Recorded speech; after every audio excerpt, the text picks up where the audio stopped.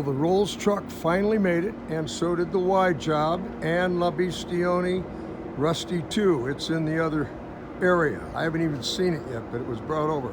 So anyhow, we have this car here now, and this is the Blue Knight with accoutrements. All sorts of wonderful things, including running water and everything else. You can either wash your feet or you can wash your dishes, whatever you want to do. It's all here, and it's safe and sound. Battery's deader than Kelsey's nuts, but that's the way it is when you're on the ocean for a month plus. And we got the beast here still.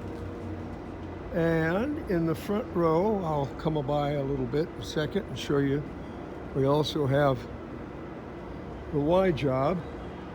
I want to come by here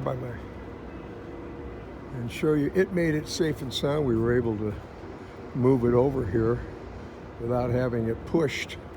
And I'm sure that the helpers like that also, but here we are with the Y job. These guys are going to, got a terrific process here where it's a kind of a cold steam thing with ionized water, and they hit it with that and wipe it down. It is absolutely unbelievable. It becomes flawless, the paint.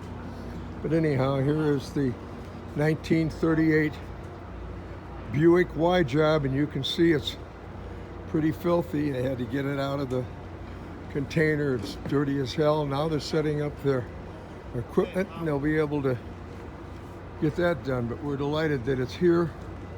Believe me, we are delighted that it's here. And these are the gentlemen that make them look perfect. Yeah, we got the power on now. Cool. And this is really a very cool setup. I think it's out of England or something like that. But really cool. I'll show you a little bit after they get going.